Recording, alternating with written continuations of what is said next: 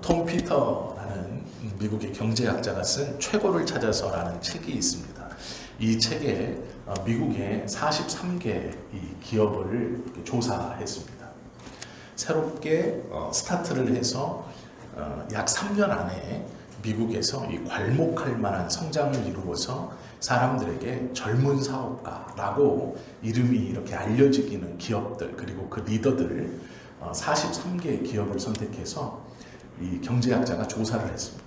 그런데 문제는 이 책에서 조사하고 나서 2년 뒤에 그 43개의 회사들 중에 30%, 약 13개의 회사가 문을 닫았거나 경영난에 어려움에 휩쓸리고 있다라는 책의 내용입니다.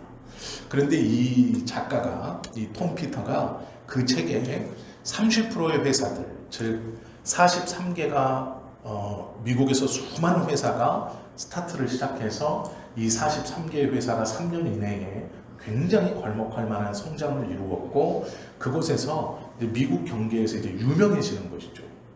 그런데 그 중에서 왜 2년 만에 13개나 되는 약 30%가 경영난에 허덕이거나 문을 닫게 되었나? 그거에 대한 핵심을 이렇게 했습니다. 변화에 대한 반응과 응수의 실패. 즉 변화하고 있는 시장 상황에서 이 13개의 이 기업은 그 변화를 받아들이거나 그 변화에 대한 반응이 늦었다라는 것입니다. 그러니 바로 2년 만에 도태되어서 경영난에 허덕이거나 문을 닫았다라고 말을 하고 있습니다. 이 책과 관련된 것은 아니지만 켄 블랑카드라는 미국의 심리학자가 있습니다. 인류학자인데요. 이 사람이 변하기 싫어하는 4가지에 대해서 쓴 책이 있습니다. 그 4가지는 이렇습니다.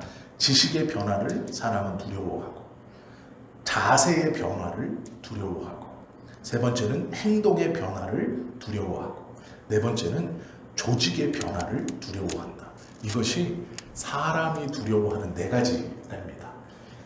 지식의 변화, 자세의 변화, 행동의 변화, 조직의 변화. 이 4가지를 사람이 변화하기를 두려워한다. 이게 인류학자가 쓴 책의 내용입니다.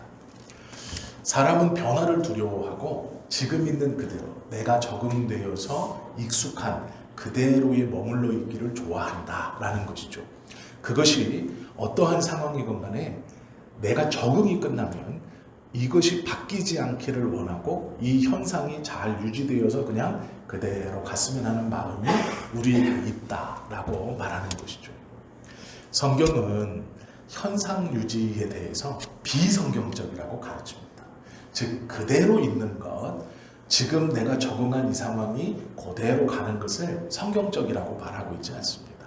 성경은 계속해서 변화하라고 우리에게 촉구하고 있죠. 오늘 본문에 보시면 맹인이라고 하는 옛날 말로 소경이죠. 앞을 보지 못하는 사람이 등장합니다. 그런데 이 본문을 가만히 보시면 이 본문의 지금 배경이 유월절 시즌입니다. 즉 유월절 기간이에요. 유월절이 어떤 기간입니까? 예루살렘의 성전에 있는 이 성전에서 이스라엘 모든 백성은 이날 6월절에 성전으로 모여서 자기 지파, 원래 자기의 조상이 속해 있던 12지파 수대로 모이는 공간에 자기의 이름을 등록하고 자기의 이름뿐 아니라 자기 부인이나 자녀들, 자기 같이 온 그 자신의 식구라고 하는 그 이름들을 그 지파의 공간에 가서 다 등록하고 그리고 나머지는 예루살렘 성 밖에서 대기하고 그 이름을 쓴 우리로 말하면 가장이 그 지파의 구역 안에 들어가 있으면서 유월절을 보내야 하는, 그래야 하나님께서 자신들의 모든 죄를 사해 주시고 또 앞으로 1년을 하나님께서 깨끗한 상태로 보호해 주신다고 하는, 그리고 특별히 우리가 아는 것처럼 출애굽을 기념하면서 꼭 1년에 3개의 절기 중 가장 큰 절기가 유월절입니다. 이 배경 안에서 오늘 일이 벌어지는 겁니다. 유월절을 지키기 위해서 모든 이 이스라엘 사람, 유대인들은 예루살렘으로 모여들어야 합니다. 그런데 우리가 아시는 것처럼 예루살렘은 이스라엘의 수도이긴 하지만 거대 도시는 아닙니다. 수도이지만 아주 큰 메가시티는 아닙니다. 그래서 그 안에 들어가 지낼 수 있고 그 안에 상주할 수 있는 사람은 정해져 있습니다. 그리고 그 안에 들어가기란 쉽지 않습니다. 6월절 당일은 모든 문을 열어놓고 성전세를 받지 않고 이 인두세나 마차세를 받지 않기 때문에 예루살렘의 모든 성문이 활짝 열립니다. 북문만을 제외하고. 그러면 모든 사람들이 그냥 성전까지 쭉 들어갈 수 있었어요. 근데 문제는 뭐냐면 그것도 막 몰려 들어가는 게 아니라 순차적으로 들어가고 나오는 사람들의 길이 정해져 있어서 들어가는 길은 들어가기만 하고 나오는 길은 나오기만 합니다. 이 원웨이 길이에요. 막 밀고 들어가서 들어가는 사람 나오는 사람이 부딪힐 수가 없어요. 그 정도로 예루살렘이 도로가 잘 돼 있지 않습니다. 대부분의 예루살렘의 도로는 성인 남자 3명이 나란히 지나가면 어깨가 닿는 정도입니다. 그러니 성전에 올라가는 길과 성전에서 내려오는 길이 정해져 있습니다. 보통 남문을 통해 예루살렘에 들어가서 이 서문을 통해서 빠져나갑니다. 그래서 남문을 통해서 순례자들이 이스라엘 백성들이 올라가서 자기 그 호구조사 12지파대로 있는 곳에 자신의 가족들의 이름 출석했습니다를 적고 거기다 예물을 드리고 이 예루살렘 자신이 들어갈 수 있는 곳 이 남성의 뜰, 여성의 뜰, 이방인의 뜰 그곳을 쭉 거쳐서 성전을 바라보고 그곳을 거쳐서 성전에서 나와서 성문으로 나가는 겁니다. 그리고 나서 이제 이 예루살렘 성 밖에서 성벽 밖에서 대기하는 거예요. 이것이 6월절의 큰 이동이었습니다. 이때 들어오고 나갈 때 예루살렘 안에 있는 모든 거지들은 다 쫓겨납니다. 예루살렘 밖으로. 사람들이 이동할 길도 없고 지낼 것도 없기 때문에 이 각색 병자 고아와 절름발이들은 다 쫓겨납니다. 예루살렘 성 밖으로 다 쫓아내요. 이해가 되시죠? 이 복잡한 상황에서 그들이 길을 막고 서 있을 수 없어요. 왜 그러냐? 이 사람들은 부정한 사람들이기 때문에 사람들과 부딪히면 안 되고 사람들과 섞이면 안 됩니다. 그렇기 때문에 이 6월절, 이 큰 새 절기에는 그 안에서 구걸하는 사람들을 다 쫓아냅니다. 바깥으로. 그러면 이들이 어디 있느냐? 예루살렘 성곽 외곽에 있습니다. 외곽에 버티고 있거나 그나마 일찍 이렇게 생각하시면 돼요. 예루살렘 6월절이 딱 선언되면 6월절이 이제 기간이 약 15일 전에 선포가 됩니다. 지금부터는 6월절 기간입니다. 그러면 예루살렘 성전 안에 결혼식, 장례식이 다 금지됩니다. 그리고 이 15일부터는 이 예루살렘 성전을 꾸미고 예루살렘을 깨끗하게 하기 위해서 우슬초에다가 물을 묻혀서 예루살렘 곳곳을 제사장들이 순번대로 쫙 돌면서 물을 뿌리면서 이 정결의식을 해가며 예루살렘 성 자체를 정결하게 합니다. 그때 이제 쫓겨나는 거예요. 이 부정한 자들이. 즉 소경이나 예를 들어 장애가 있거나 이런 베세다에 있으면서 뭐 병을 고치려고 이런 사람들이 다 쫓겨납니다. 왜 그러냐면 그 예루살렘 구석구석을 우슬초에다가 물을 묻혀서 이 제사장들이 돌아다니면서 정결하게 하고 이제 사람을 맞을 준비를 하는 거예요. 그렇기 때문에 이런 사람들이 쫓겨납니다. 쫓겨났을 때 자리를 잘 잡은 사람들이 자리 잡는 곳이 어디냐? 여리고입니다. 이때 쫓겨난 사람들이 여리고의 자리를 잡아요. 여리고는 왜 그러냐면 예루살렘이 그렇게 정결한 의식을 치르고 사람들이 나왔을 때 여리고는 예루살렘에서 가장 가까운 가장 큰 도시입니다. 그래서 대부분의 사람들이 예루살렘에 거주를 거하지 못하기 때문에 여리고에 기거하고 있거나 여리고에서 생필품을 구입하거나 여리고에서 예루살렘에 하던 일들을 대신합니다. 즉 돈을 환전한다든지 그걸 여리고에서 하는 거예요. 요 시기에 6월절 시기에. 오늘 배경에 보면 여리고에 가까이 가셨을 때에 라고 말해요. 여리고에 가까이 가셨을 때에 여리고 성 안에서 구걸하던 사람이 아니고 여리고 성곽 밖에서. 그러니까 이게 무슨 얘기냐면 이 소경은 좀 돈이 있거나 이런 가문이 아니에요. 자기의 뒷배가 없어요. 왜 그러냐? 괜찮은 소경이라는 게 없지만 그래도 좀 이렇게 부모가 힘이 있고 이런 사람은 여리고성 안에다 데려다놔요. 이럴 때 여리고성 안에다가. 그러면 어떻게 할까요? 사람이 누구를 돕고 싶을 때 내 마음에 여유가 있어야 도울 마음이 생기는 것도 똑같습니다. 여리고성이 여기 있어요. 그러면 이제 눈으로 여리고성이 보이면 이제 얼마 남지 않았다. 얼른 가서 숙소도 구하고 우리 피곤한 애들 짐도 좀 이렇게 좀 애들도 좀 쉬고 챙기자 하고 부지런히 가는 거죠. 짐을 꽁꽁 싸들고. 근데 여리고성 안에 들어가서 마음이 탁 풀어지면 그때 이제 도울 마음도 생기는 거예요. 그런데 지금 이 소경은 국어를 하는 사람입니다. 국어를 하는 중이라고 써 있어요. 문제는 뭐냐면 이제 여리고성을 보고 막 들어가는 사람들 틈에서 구걸하는 거예요. 그러니 구걸이 될 리가 없죠. 그들의 마음도 바쁘죠. 이제 내가 얼마의 방을 구할지, 이 여리고성 안에서 내가 지낼 수 있는 데는 얻을 수 있을지, 오늘 저녁은 좀 따뜻하게 먹을 수 있는 곳을 구할 수 있을지 아직 몰라요. 그렇기 때문에 마음에 여유가 없습니다. 여리고성 안에서 구걸하는 사람과는 또 다른 거예요. 이 사람의 입장은. 그런데 여리고에 가까이 이르렀을 때 거기서 돈을 도와주지 않는 사람들, 그 바쁜 사람들 한켠에서 구걸하고 있는 사람입니다. 그러니 이 사람의 상황은 매우 어렵다는 걸 우리는 알 수 있어요.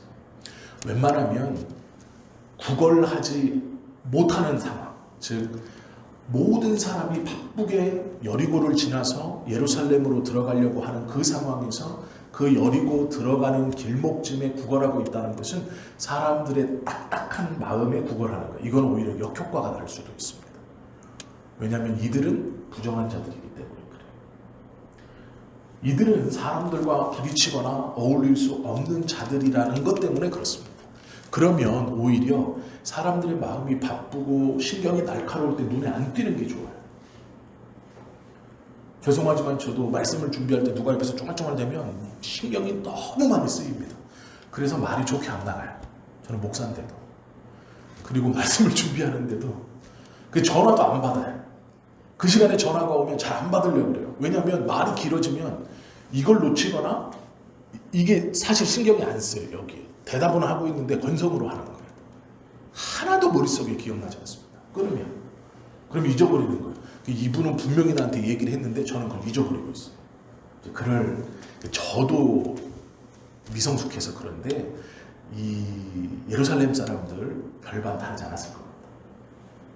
그 상황에서 구걸하고 있을 정도의 상황이면 성경에 기록된 대로 여리고에 가까이 가셨을 때 한 맹인이 길가에 앉아 구걸하다가, 그러니까 그 상황에서도 지금 구걸하고 있는 거예요.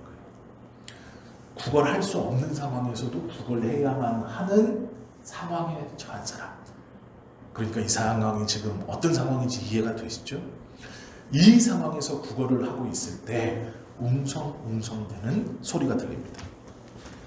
문제는 수많은 사람들이 유월절을 지내기 위해서 여리고로 밀려 들어가 여리고에서 1차 짐을 풀고 거기서 방을 구하거나 지낼 데를 구하고 식사를 해결하고 어쨌든 예루살렘으로 다시 한번 들어가서 거기서 유월절을 지낼 어떠한 것을 해야 돼요. 그러면 이 사람들의, 지나가는 사람들의 무리가 한두 사람이 아니었을 것이고 웅성대는 소리도 한두 웅성이 아니었을 거예요. 이 눈이 보이지 않는 사람이 길가에 앉아서 그 유월절을 위해서 지나가는 수많은 사람들의 소리가 있었을 겁니다. 그런데 그때 36절에 보시면 무리가 지나감을 듣고 오라고 말해요.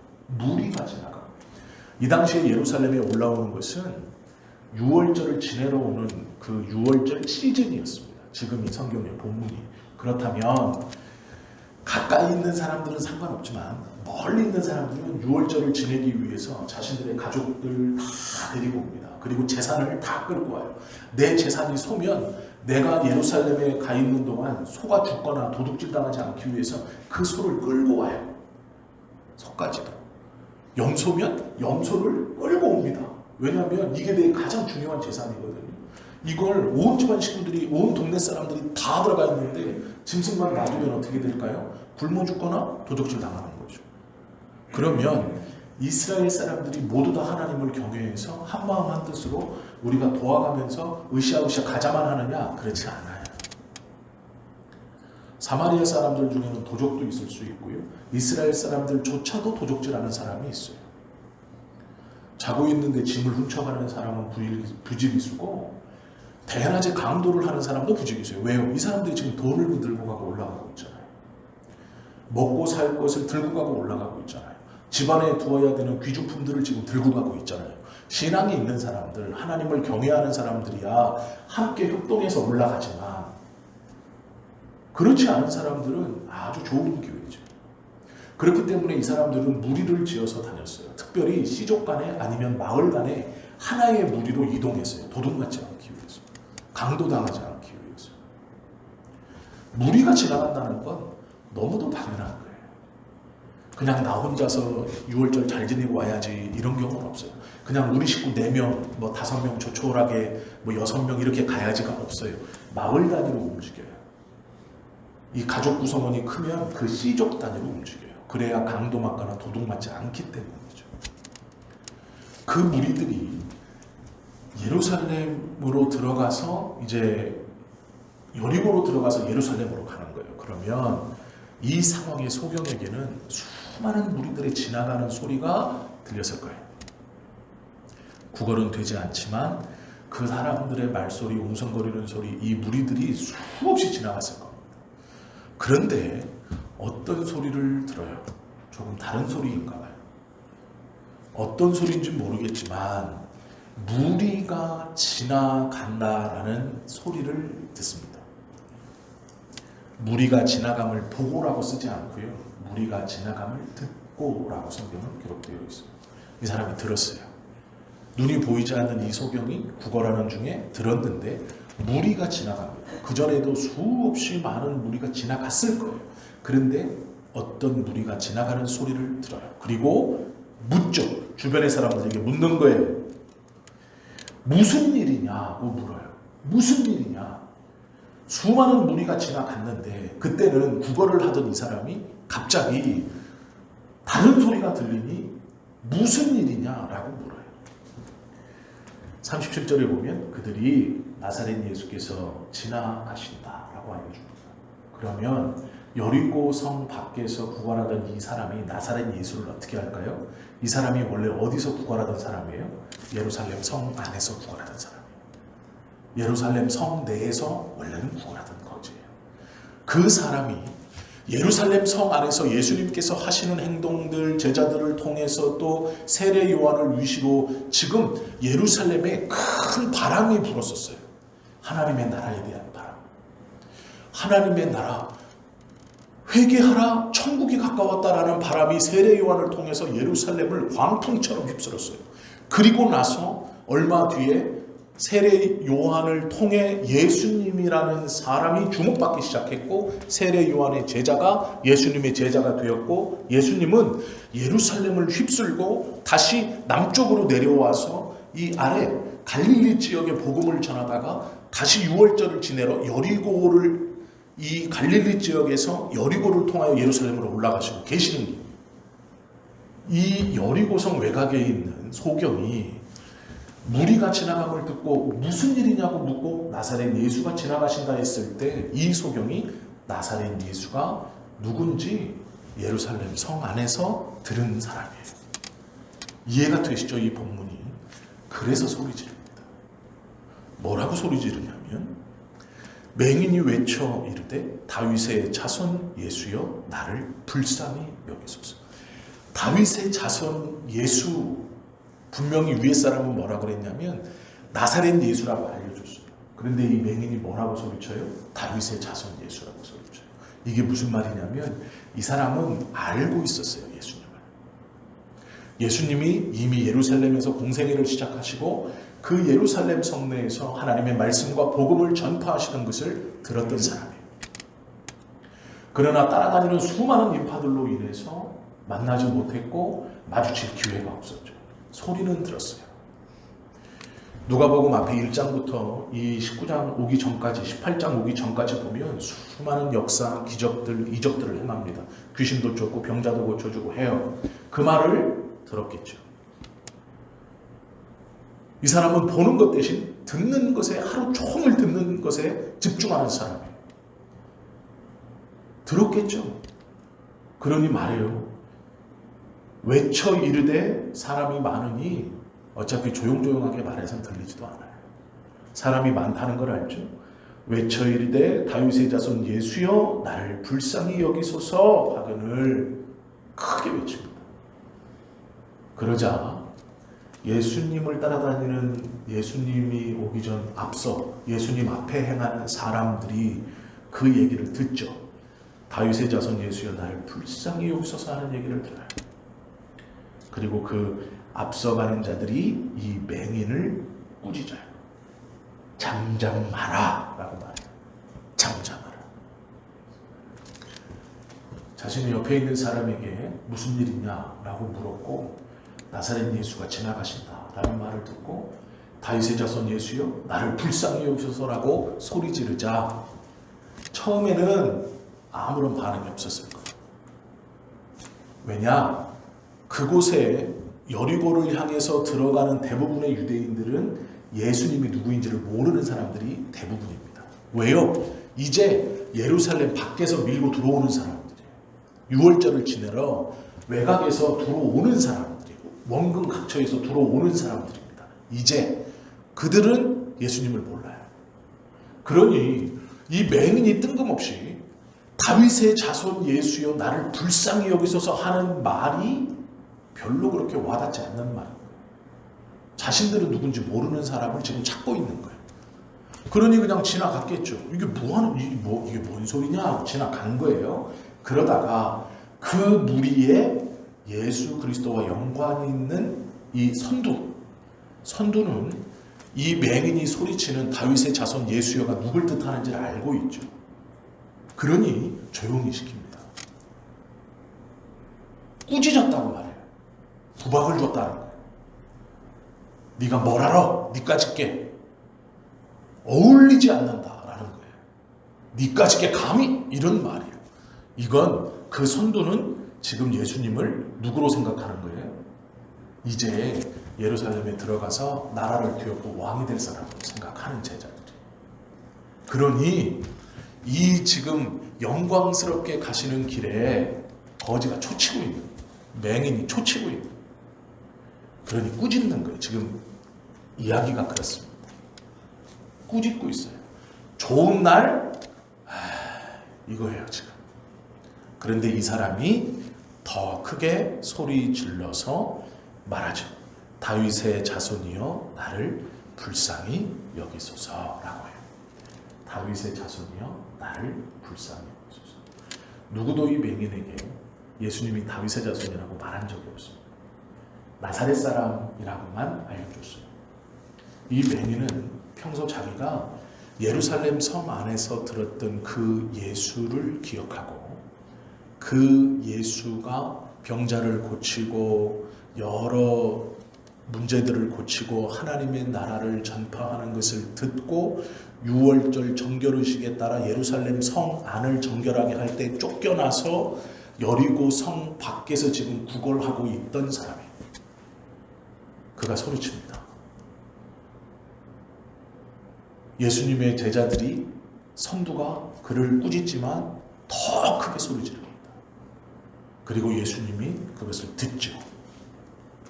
듣고 나서 데려오라 말해요. 이 사람은 지금 주저앉아 있는 사람이에요. 눈이 보이지 않기 때문에 일어서서 소리친 게 아니라 주저앉아 소리치고 있는 거예요. 그러니까 예수님이 가던 길을 멈추어 서서 데려오라라고 말해요. 원래 이 길은요 서면 안 되는 길입니다. 지금 많은 사람들이 여리고를 지나서 여리고에서 1차 짐을 풀거나 그렇지 못한 사람은 예루살렘으로 풀었던 사람도 다 예루살렘으로 한 번씩 들어갔다 나와야 되는 상황이에요. 수많은 인파가 이 좁은 예루살렘으로 들어가는 그 앞에 이렇게 모여서 들어가고 있는 거예요. 여기서 서면 안 돼요. 여기서 서면 잘못하면 밟혀 죽거나 여기서 서면 잘못하면 무리하고 떨어집니다. 그러니까 앞에 사람 뒤통수를 보면서 쫓아 들어가야 되는 거예요. 이 많은 사람들 무리에서 밀리면 안 돼요. 그런데 예수님이 섰다고 얘기해요. 여기서 섰다는 건 단순히 가던 길을 멈췄다는 의미가 아니라 이 소경을 귀하게 여겼다라는 말씀이에요. 서서라고 기록되어 있습니다. 그렇게 서서 뭐라고 하시느냐? 데려오라. 지금 예수님이요, 움직일 수 있는 상황이 아닙니다. 인파가 많기 때문에 가실 수 없고 제자들에게 데려오라 라고 말해요. 잘 보세요. 예수님은 지금 소리만 들었어요. 그죠? 요 본문을 잘 이해하셔야 돼요. 제가 지금 배경 설명을 하고 있지만 잘 이해하셔야 돼요. 이 사람을 맹인이라고 소개해요. 안 못 보는 사람이에요. 그러면 이 사람은 뭘로 예수님을 지금 판단하고 소리를 질러 듣는 걸로. 그런데 예수님도 지금 길을 가시면서 이 사람의 소리를 어떻게 해요? 듣죠. 같이 듣는 거예요. 맹인도 들었고 예수님도 들어요. 그런데 놀랍게도 예수님은 이 사람이 맹인인지 알아요. 뭘 보면 알 수 있어요? 데려오라 라는 걸 보면 알 수 있어요. 데려오라 라는 걸 보면 소리만 들은 예수님이 지금 보이지 않는 이 목소리의 주인공, 누가 질렀는지를 알고 계신다는 거예요. 서서 데려오라. 따라오라 이런 말 아니에요. 예수님께서 제자들을 부르실 때 따라오라라고 말씀하시거든요. 와서 보라. 네 발로 걸어와서 눈으로 봐라 이렇게 말씀하세요. 그런데 오늘 본문은 놀랍게도 서 계세요. 서서 그 흐름 속에서 갑자기 서시더니 목소리만 들린 그를 데려오라 이렇게 말해요. 섰다는 것은 그가 중요한 사람이다라는 것이고 데려오라라는 건 그가 맹인임을 알고 있다는 거예요. 데려오라 말씀하시죠.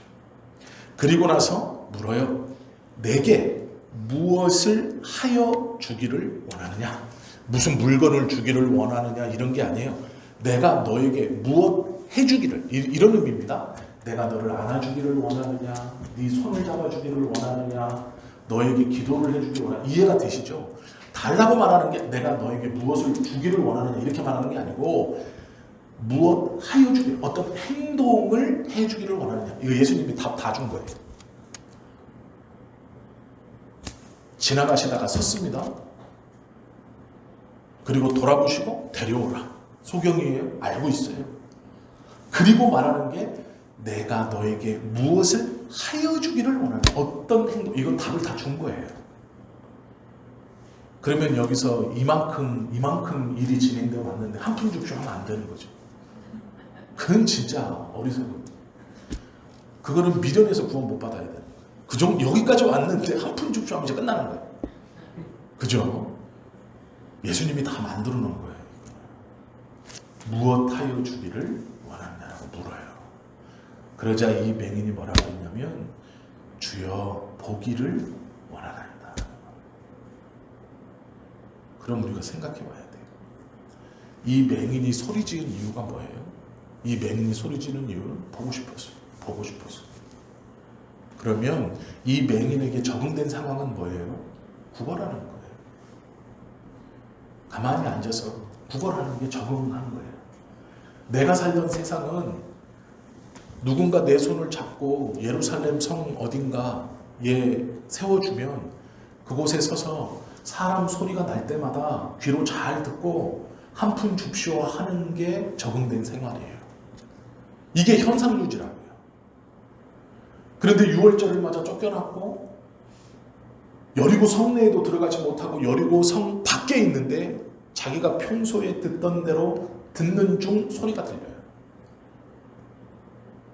그 소리에서 이 사람은 갑자기 반응하기 시작해요. 자기가 평소에 하던 소리는 한 푼 줍쇼예요. 소리를 듣고 반응하던 행동은 한 푼 줍쇼예요. 그런데 이제 소리를 듣고 반응하는 말이 달라졌어요. 다윗의 자손이에요 라는 말이에요. 나를 불쌍히 여기소서. 앞에 호칭은 바뀌는데 뒤에는 말은 똑같아요. 나를 불쌍히 여기소서.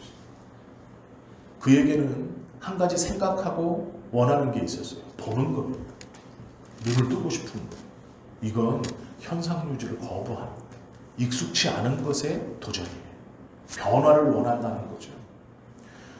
우리들이 그냥 단순히 그래 보는 것이 보지 않는 것보다 얼마나 좋으냐. 그러니 모든 맹인이 다 보기를 원하지. 이렇게 생각하실 것 같죠? 안 그래요. 성전 위문에 앉아있던 맹인들은요, 먹고 살만한 사람들입니다. 그 위치를 선점한 맹인들은 맹인들 중에서도 1%예요. 거기는 현금을 들고 성전에 올라가는 길이에요. 그들을 구제하는 것이 율법에 있는 말이에요. 그래서 성전 위문에 앉아있는 거지들은 먹고 살만한 거지들이에요. 예를 들어 웬만한 예루살렘 외곽에 사는 노동자들보다 벌이가 더 좋을지도 몰라요. 이들이 모두가 다 눈 뜨고 싶어 하는 거야. 눈을 감고 구걸한다는 것이 어떤 이에게는 불만이고 치욕이고 어떤 이에게는 정말 벗어나고 싶고 몸부림치는 것이지만 그게 적응이 딱 끝나면 그냥 괜찮은 거예요. 노역을 안 해도 되고 전쟁이 나도 죽이지도 않아요. 맹인들은. 아무런 납세의 의무를 지지도 않습니다. 그냥 자기가 번 것으로 자기가 그날 하루 먹으면 되는 거예요. 현상 유지에 만족한다는 걸 꼭 이 맹인이 눈 감고 있는 것만 생각하실 필요는 없어요. 제가 어떤 목사님하고 이제 대화를 하다가 자기 교회에 1년 넘게 등록 안 하고 예배만 드리고 왔다 갔다 하시는 여자분이 있대요. 집사님이시라고 하는데 이제 등록을 안 했으니까 자기하고 이제 앞에서 이렇게 인사만 하지 뭐 이렇게 등록을 안 했으니 뭐 모르잖아요. 그런 분이 있대요. 제가 그런 거 그랬어요. 그분은 영적인 거지이다. 은혜는 받고 싶은데 봉사 섬기고 아무것도 안 하고 교회 등록도 안 하고 1년 넘게 예배만 드리고 간다? 이 영적 거지죠. 그거 할만합니다. 다 안 해보셔가지고 모르겠죠. 할만해요. 그 집도요. 큰 교회 가서요, 등록 안 하고 봉사 안 하고 아무것도 안 하고 내가 가서 예배 드리고 싶을 때 딱 앉아서 예배 드리고 찬송 딱 은혜 받고 집에 와가지고 아이고 우리 목사님 말씀이 너무 좋더라고. 근데 과연 그게 거기 목사님인가 모르겠지만 그렇게 얘기해요. 하나님의 은혜로 나는 살아가요. 이렇게 얘기해요. 그건 영적 거지예요. 아버지의 집에 가서 아무것도 안 해요. 예배 드리고 오는 거죠. 그 예배를 드린 걸까요? 그게. 그래서 제가 가서 권면하라 그랬어요. 1년 정도 됐으면 권면해야죠. 등록하시라고. 1년이나 됐으면. 그 몇 개월이면 또 몰라요. 1년 정도 되면 권면해야 돼요. 이게 현상유지예요. 지금이면 괜찮다. 내가 이만하면 된다. 더 이상 바꾸고 싶지 않은 거죠. 꼭 매경만, 이 소경만 눈 뜨라는 법 있습니까? 눈 뜨는 게 좋다는 건 우린 다 알고 있어요. 내가 소경이면 나도 저렇게 소리 질렀겠지. 맞죠. 저도 제가 소경이면 예수님 지나가신다고 하면 소리 지르실 것 같아요. 예루살렘 성 안에서 내가 구걸할 때 예수님 소리를 들었고 그의 역사를 들었고 이제 내가 쫓겨나서 여리고성 외곽에 있는데 여리고 성벽 밖에 길에 있는데 예수님이 지나가는다는 소리를 들으면 저 같아도 소리 지를 거예요. 눈 뜨게 해달라고. 그런데 문제는 우리는 영적으로 눈 감고 있고 현상 유지만 하고 있는 거예요. 만족하는 거죠. 됐다. 괜찮다 하는 거죠. 이게 소경하고 똑같다는 거예요. 육신적인 눈은 떠 있지만 영적인 눈은 감겨 있는 사람들이에요. 이만하면 된 거죠. 내가 지금 이 정도 신앙생활하면 된 거죠. 그건 변화를, 성경은 앞으로 나아가지 않는 사람은 뒤로 가는 거라고 말해요. 자꾸 후퇴하는 거예요. 뒤로 물러가요. 나는 지금 잘 있는 것 같죠? 아니요. 천만의 말씀. 뒤로 계속 물러나고 있는 거예요. 우리에게 괜찮은 건 없어요. 현상 유지는 없어요. 소경이 현상 유지하는 게 뭡니까? 매일매일 좋은 자리 잡아가지고 구걸해서 몇 푼 더 얻어내면 삶의 행복이고 그것이 내 손에 쥔 그 동전 몇 개가 내 삶의 희로애락을 결정하는 거죠. 기쁘고 슬프고 서럽고 즐겁고 행복하고 이런 걸 결정하는 게 되버리죠. 근본적인 문제에 대해서는 고민하지 않아도 되니까. 주변부만 어느 날 요행이 쥐어지는 더 묵직한, 더 개수가 많은 동전이 자신의 삶을 결정하는 거예요. 우리가 그러고 있어요. 내 마음이 준비가 돼서 아침에 기도 좀 하고 교회에 와서 예배 드렸더니 그날따라 목사님 말씀이 내 마음에 탁 꽂혀가지고 은혜를 받았다. 그게 전부인 거잖아요. 동전 몇 개 어느 날 더 받은 것처럼. 그거에 만족하고 살면 안 되죠. 눈을 뜨는 게 목적이잖아요. 그게 변화예요. 내가 정말로 하나님의 살아계심을 붙들고 하나님의 말씀이 정말로 살아있는 말씀임을 붙들고 내가 정말로 주님을 위해서 내 마음이 진실한가. 아침에 예배에 오면서 오늘 주일을 준비하면서 정말로 내가 하나님에 대한 그 진실함이 있는가라는 것이죠. 그것이 현상문제예요. 이 소경은요, 눈을 뜨고 싶었어요. 이 거지는 삶 자체는 어쩌면 정말 보잘것없는 삶이에요. 누구도 원하지 않는 삶이죠.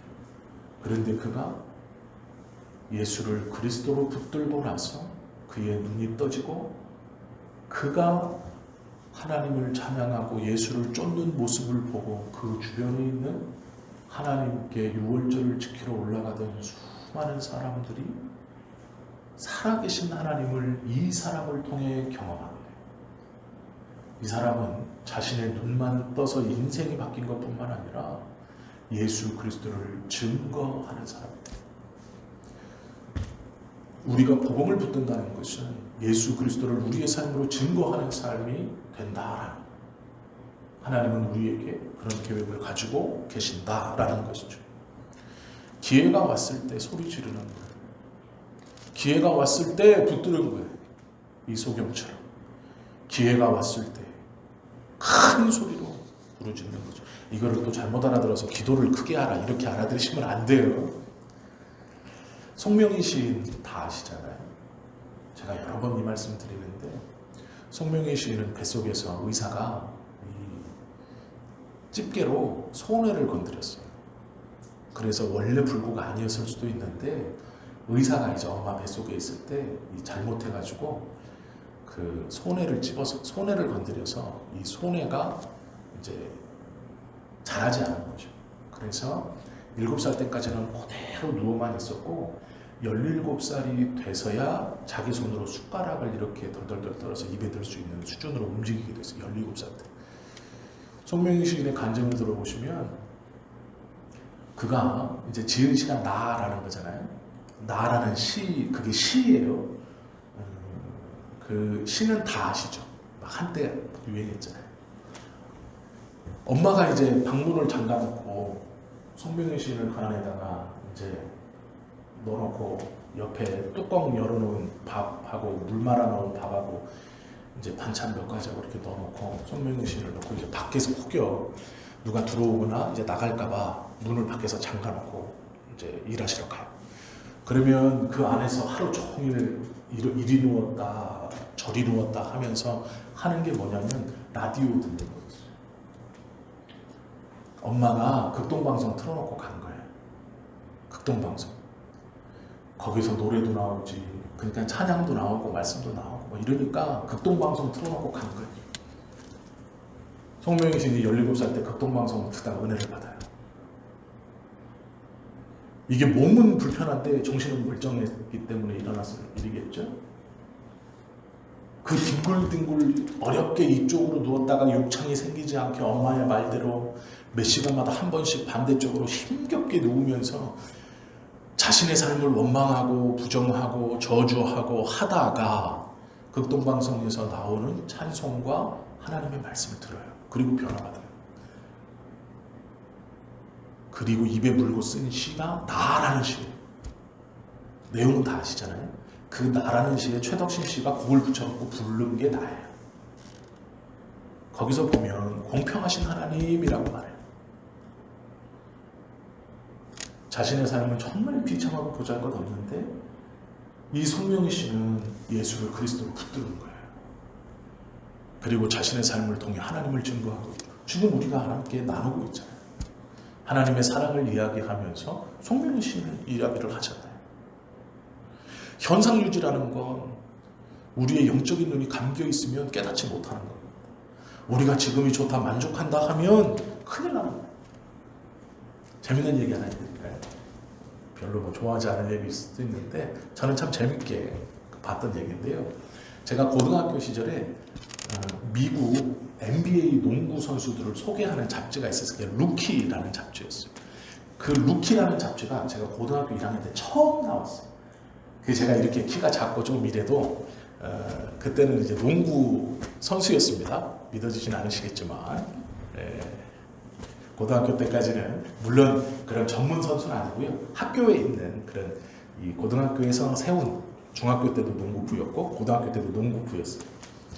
그래서 그 루키라는 잡지가 이제 나왔는데 거기에 컬러풀로 앞에 한 20장 정도는 막 NBA 선수들이 이렇게 있어요. 지금 그 잡지가 있는지 모르겠지만 그 잡지를 보다가 제가 야 하는 게 있었어요. 왜 그랬냐면 그 잡지에서 무슨 선수의 이야기가 나왔냐면 행크 루이 세터라는 이 선수예요.